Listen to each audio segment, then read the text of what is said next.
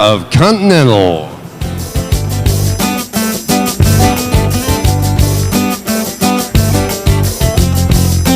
Hello and a very warm welcome on behalf of the Continental team.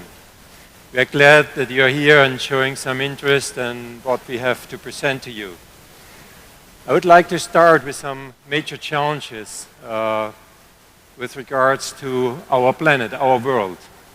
We have currently more than 7 billion people on Earth, and this number will go up to 10 billion by about 2060. While today more than 50% of the world population is living in big cities already, by 2040 timeframe to 2050 timeframe, about 70% of the world population will live in big cities. These people, they will need more and more energy. As the number of people is growing, the number of light vehicles on the road will grow accordingly, from about 1 billion to about 2 billion in the next 25 years. So we have to ask ourselves which challenges are coming along with these developments. The automotive industry sees three major objectives. We have to bring the number of fatalities and accidents on the road down towards zero. So we have more than 1.2 million fatalities per year and more than 50 million injuries.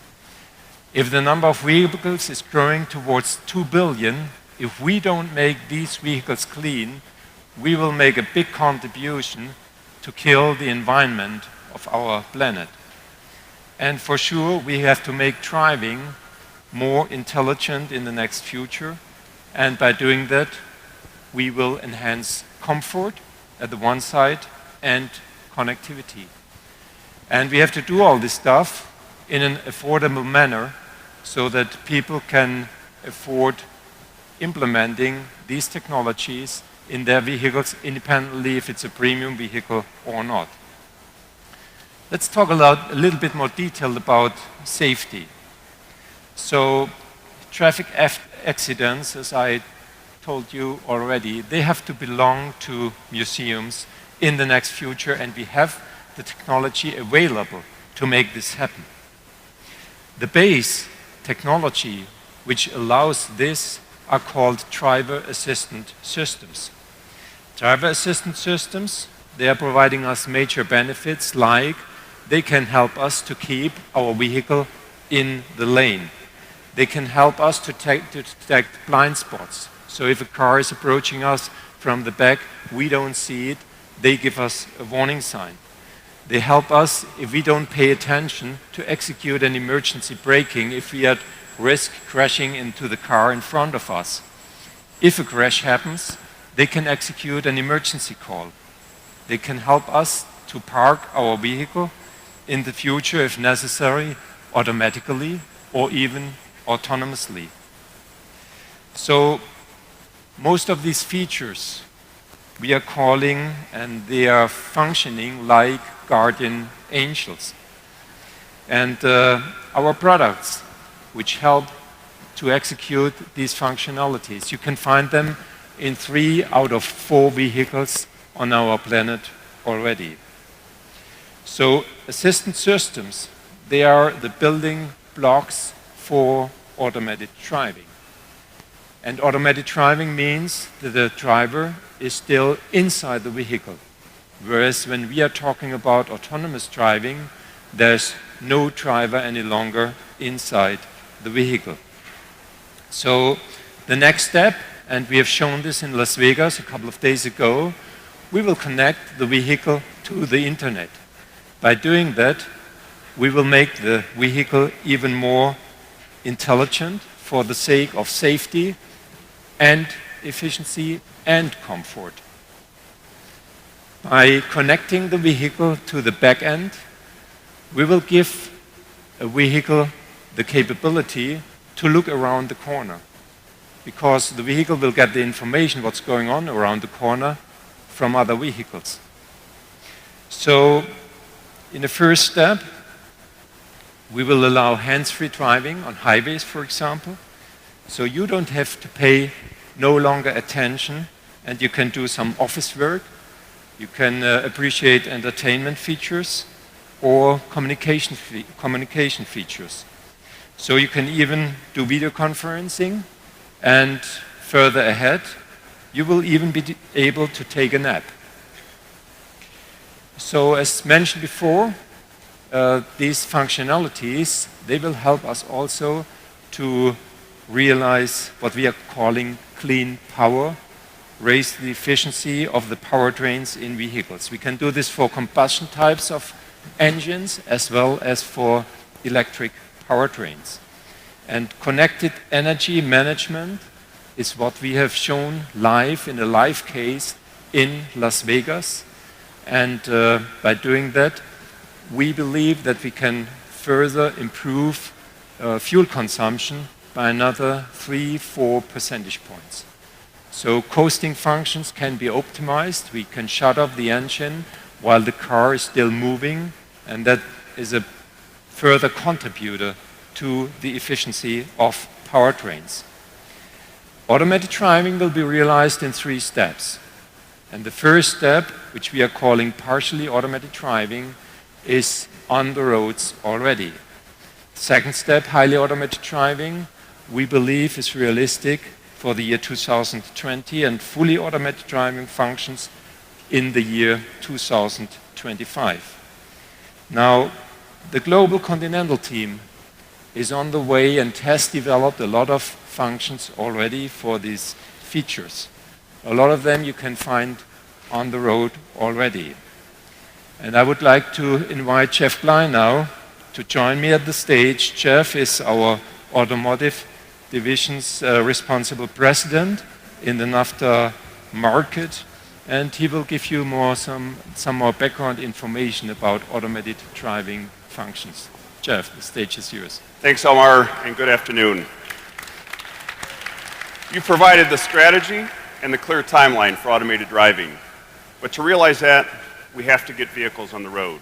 And as Elmar said, that's exactly what we did at the Consumer Electronics Show last week in Las Vegas, where we took one of the key enabling technologies, our back-end dynamic e-horizon, and connected it to vehicles to demonstrate the performance enhancements that are possible with such a technology. We connected our dynamic e-horizon back-end to our 48-volt EcoDrive system, where we're able to tie in to the information from the Las Vegas traffic signals and demonstrated a 4% improvement in fuel economy, as Elmar just mentioned. That's a big step forward with just that simple connection between the back end and the vehicle. The other thing we did was we connected the vehicle to help inform drivers about potentially critical situations around a blind curve ahead in a vehicle that we describe as blind curve assist. Life-saving technologies just by enabling that connection. So throughout our development, we also realized that connectivity has to happen at a much higher level than it is today. And it will have a huge impact on the technology which is being developed. We have summed this up under a term called holistic connectivity. Simply put, we are rethinking the entire technology in and around the vehicle. The human-machine interface, the infrastructure, the infotainment, and, as mentioned, the drivetrain. And finally, we believe that to achieve automated driving, we need to go beyond the vehicle itself, which is why we have established the Continental backend platform. This is a cloud platform which enables us to provide many services that will enable connected mobility. Things like Dynamic e-Horizon, but also, for example, a parking app that we have launched in Singapore. So as you can see, we are embracing these new opportunities, not acting as a component supplier or even a system integrator, but really more as a service provider. This is also why we have founded our most recent business unit at Continental called Intelligent Transportation Systems. And this business unit is located in Silicon Valley, so we can really tap in to the different industries. Last but not least, when the closed system vehicle that we know today is really opened up to become part of the Internet of Everything, which is happening more and more every day, we need to be more open as an industry to work with other industries. At Continental, we've been doing this intensively over the last few years with companies like IBM, Cisco in here, as well as many others. But as a system integrator, we see our role in the digitized world to become more of an integrator between industries. As I mentioned before, to drive the automated driving technology into the future, we must have cars on the road, and that includes development. In 2013, we were the first automotive supplier and only the second company to achieve a driver's license for automated driving development on the public roads in the state of Nevada. Now we continue to be in that automated driver's seat by continuing that development with other OEMs as well as the tech industry with partners such as Google. And since automated driving is really not just a topic for North America, a recent development at Continental is that we now are actively testing automated driving functionality in 3 continents: North America, Europe, and Asia. And we believe this is essential in terms of understanding the unique traffic and road conditions, as well as, most importantly, the driver behavior. However, the more we learn, the more we realize that much more dialogue needs to occur between the experts and the users of these technologies. So with that, I'd like to turn it back to Elmar to help us better understand the need for this dialogue. Thanks, Jeff. Yeah, we are convinced that automated driving will bring us guys closer to what we are calling our Vision Zero: accidents, clean power, means zero emissions, and intelligent, connected, and comfortable driving. Today, the challenges of automated driving, they're involving different parties. They're involving perspectives, questions, positions, different opinions of different stakeholders. They all have a different kind of knowledge, which is a challenge. They have different perspectives, opinions, and different demands. This is why we think that all of them should be heard. They should be allowed to share information and to get into an exchange of this exciting part of our future mobility.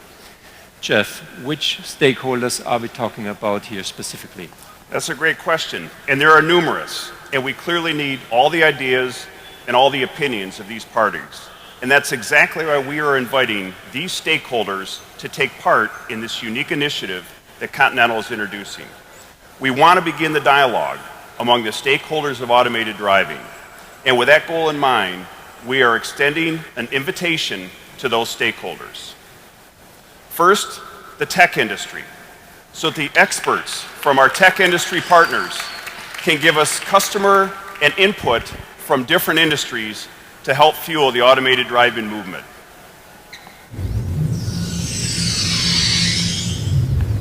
Second, the media, such as journalists and bloggers, who can find background information, analysis, and infographics to help better explain the technology to their readers, but also represent them in the public forums that will become available. Third, the OEMs, so that they can put their ideas out in the public and get feedback before they go to market. Fourth, the government or legal entities who can present the challenges, and these are big challenges. Present those challenges in the regulatory or legal framework. Fifth, the academics. Some of the best and brightest talents that we have in our industry are sitting in the academic world. We need their ideas to be brought forward and openly discussed. And finally, by far the most important, the people that will buy these products, use these products, and ultimately decide what products succeed in the world, the consumers. We need them to ask questions and challenge the ideas that are out there. Without them, there will not be a future for automated driving.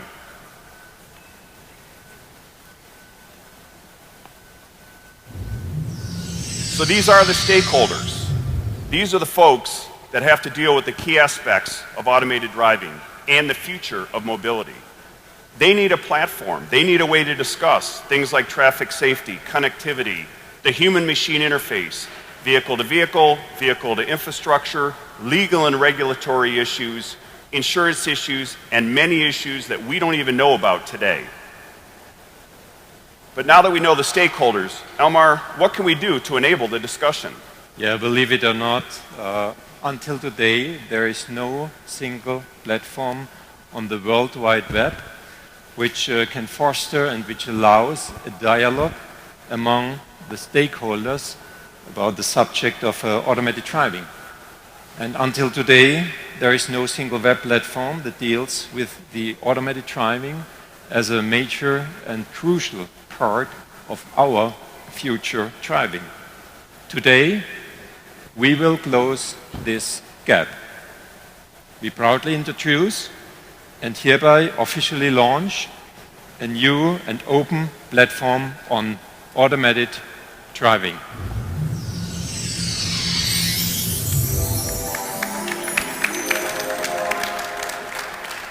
Thank you.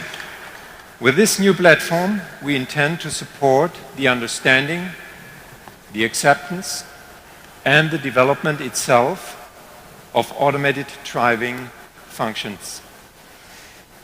The name, by the way, refers to the year when we expect fully automated driving functionality being available. That's 2025. In that year, at the latest we believe, the freedom of mobility will reach into new dimensions. On this platform, you can meet experts, you can meet customers, auto manufacturers, suppliers, consumers, the stakeholders we are showing here, and they will be able to increase their knowledge. They will be able to exchange ideas, to make proposals, suggestions, to exchange point of views in a non-competitive tone. So because on a topic which has such a high impact on our society, everybody's voice should be heard. We are convinced by talking to each other, by listening to each other, that we can create better solutions for the benefit of everybody and for the future of our driving on an automated way. As of this very moment, not only the new website 2025ad.com is available, but we have also connected this website and the content to related social media channels such as Facebook, Twitter, YouTube, Google+, LinkedIn. They are now publicly available. We invite you to visit 2025ad.com. Jeff, you have some more details now available about the platform itself, right? I do, Elmar. Thanks very much. We wanted to jumpstart the conversation. So let me give you a few of the ideas that we already have loaded on the website to get that conversation going. First is infographics, such as self-driving cars and the roadblocks that currently exist to automated driving. These are the ones we know about today. These are the ones that need a tremendous amount of dialogue to generate the conversation around automated driving and these challenges. Secondly, we have out there an automated driving timeline. This is the timeline that we see for automated driving. And by the way, you'll see it dates back to 1939, where General Motors at the New York World's Fair announced the first autonomous driving concept. And it goes through today and well into the future. In fact, by 2035, you'll see in this timeline that industry projects 54 million autonomous driving vehicles will be on the world's roads. Pretty impressive timeline and a lot of work to do. The third area are testimonials. And here we have a gentleman that has barely survived 2 accidents, and he talks about automated driving and how automated driving will save the lives of people, including the son that he is holding. Powerful stuff. And finally, we have the U.S. Secretary of Transportation, Anthony Fox, who will be providing his thoughts on automated driving on this website in the next day or two. So we've jump-started the conversation, And as Omar said, we invite you to participate as well. And for those that are interested in the other content that is in there, we have experts here today that can guide you through the website and show you the other features and functions that already exist. So with that, I'd like to turn it back to Omar if you can wrap us up here this afternoon. Thank you, Jeff. So join the movement and join the Continental team and all the other stakeholders shown here at the stage in shaping our future in motion. We are looking forward to meet you at our platform 2025ad.com. Thanks a lot.